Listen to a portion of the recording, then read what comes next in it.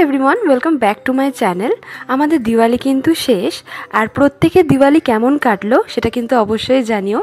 एर आगे आमी तोमादेर साथे माटिर डिनार सेटेर भिडियो अनेकबारई शेयर करेछि, तार लिंक आमी डेसक्रिप्शन बक्से दिए देबो, तोमरा चाइले देखे निते पारो। दिवालीते माटिर जे 14 प्रदीप दिते हय तारই একটা প্রদীপের सेट आमी तैरी करेছিলাম, সেটারই ভিডিও আজকে আমি তোমাদের সাথে শেয়ার করব।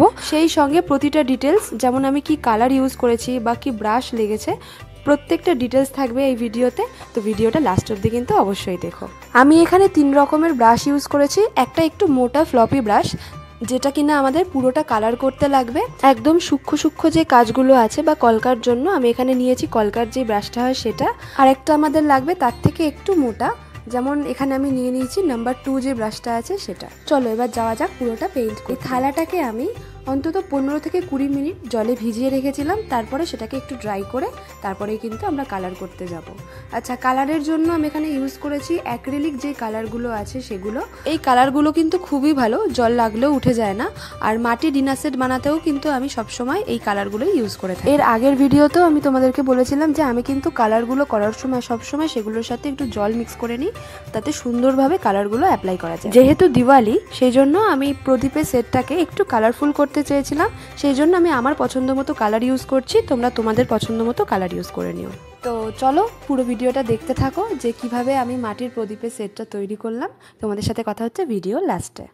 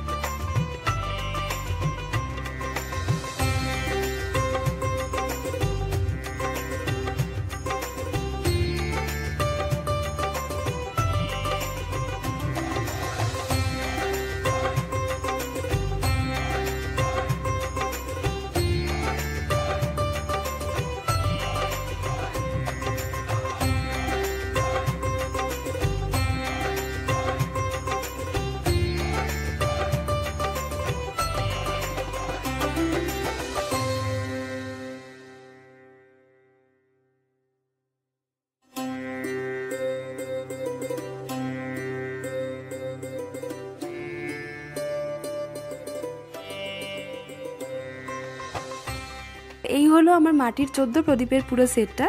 তোমাদের কেমন লাগলো সেটা কিন্তু অবশ্যই আমাকে জানিও। যদি ভালো লাগে তাহলে কিন্তু একটা কমেন্ট করতে ভুলো না। যদি আমার ভিডিওগুলো ভালো লেগে থাকে তাহলে কিন্তু চ্যানেলটাকে সাবস্ক্রাইব করে প্লিজ আমার পাশে থেকো।